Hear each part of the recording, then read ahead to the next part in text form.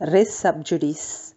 What are the grounds needed to stay the suit according to Section 10 of CPC? Landmark judgments of Apex Court. Do subscribe the channel Drive on Law and click bell icon to get notifications by Drive on Law. Res sub judice. Res sub judice is a Latin word means under judgment. Means the case is yet to give the judgment, means it is proceeding the trial. It denotes that a matter or a case is being considered by court or judge, means still the case is in the court and yet to decide the degree or judgment. When two or more cases are filed between the same parties on the same subject matter, the competent court has power to stay proceedings. However, the doctrine of sub judice means stay of suit. This code provides rules for civil court in respect of doctrine of res sub judice. This rule applies to trial of a suit, not institution thereof. Here, res sub judice as per section 10 of CPC applies only for the trial cases, not for the institutions. Means even on the same subject matter and also the same parties can file the institution of the means new suits can be filed. But at the time of the trial, if subsequent court comes to know that the earlier the suit was pending in the other court or in the same court between the same parties or same subject matter, then the subsequent court stay the proceedings because already former court the case was pending on the same parties between the same subject matter. Section 10 of CPC code defines stay of suit as follow. As per the section 10, Bail Act defines that how section 10 defines itself. No court to proceed with the trial of any suit in which the matter in issue is also directly and substantially in issue in previously instituted suit between the same parties or between parties under whom they or any of them claim litigating under the same title where such suit is pending in same or any other court in India. So here the parties must be same and also the subject matter must be same and also the matter in issue should be directly or substantially should be the same in the issue, and that the earlier case should be in our country, that is India. Having jurisdiction to grant relief claimed means wherever the party has filed the case, there in that court the jurisdiction, the court should have the jurisdiction. Then it is called as a res sub judice if subsequent suit has filed by the same parties between the same cause of action. The pendency of a suit in a foreign court does not preclude means stop the courts in India from trying a suit founded on the same cause of action. So here the suit which was stay of suit applies only for the cases which were instituted in our country. But the case which was pending in the foreign court, then the parties is not stopped to file the subsequent suit, means other suit in Indian courts. So this is the exemption for the foreign courts. The object of section 10 is to prevent courts of concurrent jurisdiction from simultaneously trying two parallel cases in respect of same matter in issue. The twofold objects are avoid wasting court resources, avoid conflicting decisions. Conditions of res sub judice. The section can only be applied if the following conditions are satisfied. These are two suits, previously instituted suit and subsequently instituted suit. Matter in issue in subsequent suit, directly and substantially in issue in previous suit. Both suits between the same parties are their representatives. Previous suit must be pending in same or any other court. The court dealing with previously instituted suit competent to grant relief claimed in subsequent suit. Parties litigating under the same title in both the suits. Matter directly and substantially in issue means the right litigating between the parties, means the right should be between the parties. The facts on which the right claimed and the law applicable to the determination of that issue. The words matter in issue used in section 10 do not mean the entire subject matter of the subsequent suit, and the previous suit must be the same. These words means all disputed material questions in the subsequent suit which are directly and substantially in question in the previous suit. Means the previous suit issues and also the facts are the same which are filed in the subsequent suits directly and substantially. Then the subsequent suit will be stayed by the court. So what is matter directly and substantially issue means? Directly means immediately without intervention. Substantially means essentially or materially. So here is one example for you. Wife A filed a suit for restitution of conjugal life and also custody of the minor child against husband B. Subsequently, husband B claimed custody of minor child by filing another suit against wife A. The second suit is liable to stay under section 10 of CPC because here in the both suits, the A filed one suit and B filed one suit. In the both suits, the allegation raised by the both parties is one and the same. So it is directly and substantially the same. So subsequent suit will be stayed.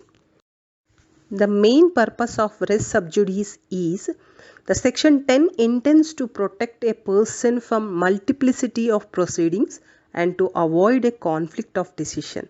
So if the person is going on filing the subsequent cases, there won't be end for the previous case, and the decisions which were given by the different courts will be in a different way, and the opinions delivered by the judges will be different way. By this, the justice won't be done for the parties. By considering that, res sub judice prevails. It also protects the litigant people from unnecessary harassment. If there is no stop for the subsequent suit on the same litigation, then the people files the n number of cases. It does not mean that they get something benefit. It is only to harass the parties by filing the different cases. To put the end for that also, res sub judice is instituted under CPC. It also aims to avoid inconvenience to the parties and gives effect to the rule of res sub judicata. Purpose in short: avoid wasting court resources, avoid conflicting decisions, avoid multiplicity of suits, suit pending in foreign court. The pendency of a suit in foreign court does not preclude the Indian court from trying a suit founded on the same cause of action. So the Court of India may try a subsequently instituted suit if the previously instituted suit is pending in a foreign court. Earlier I said that if the suit is pending in the foreign court, the person is not stopped to file the subsequent suit in India on same cause of action between the same parties, between the issue directly and substantially the same.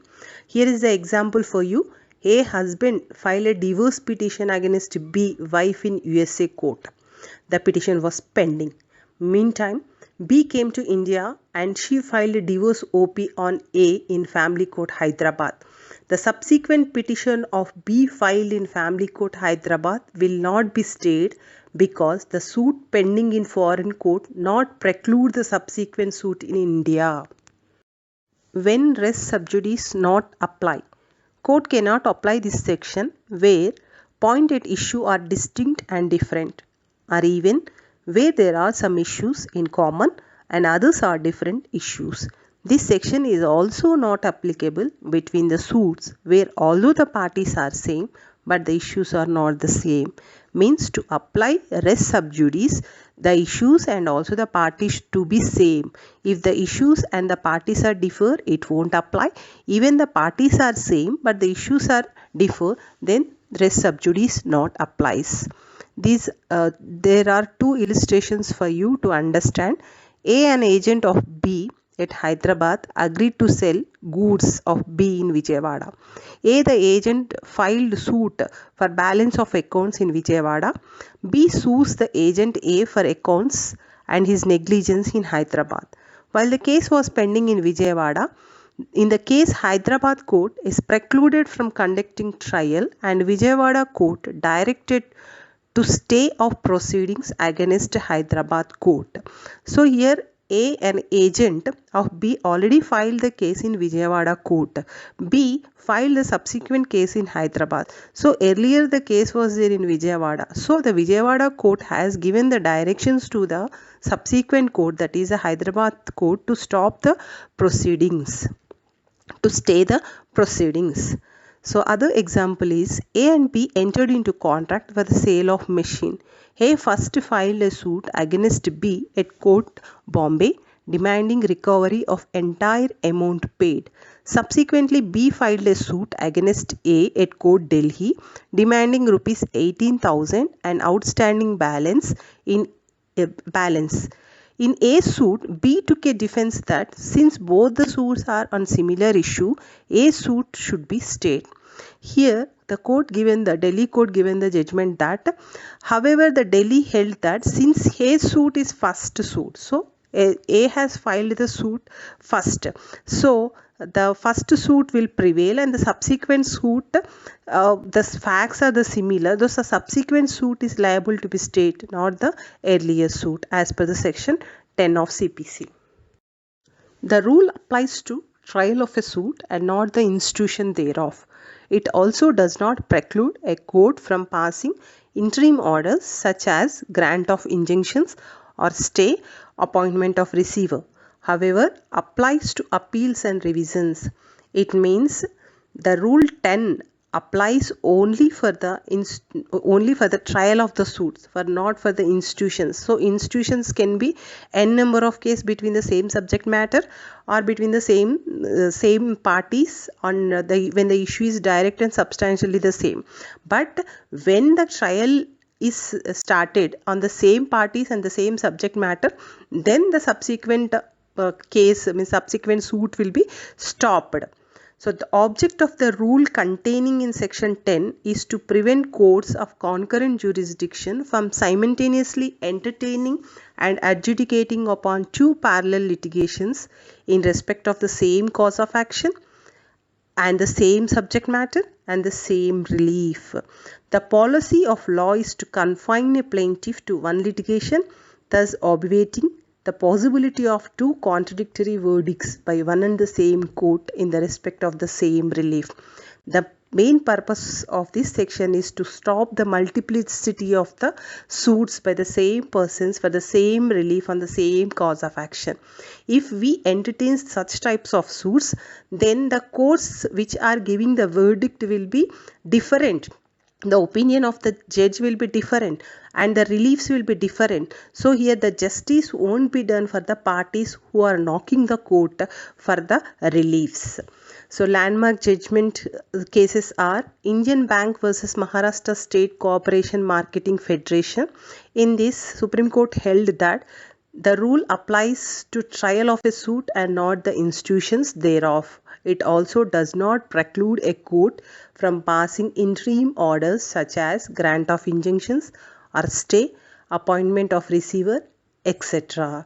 In Pukhraj D. Jain versus Gopalakrishna, Section 10, however, does not take away the power of the court to examine the merits of the matter if the court is satisfied that subsequent suit can be decided purely on legal point. It is open to the court to decide such suit.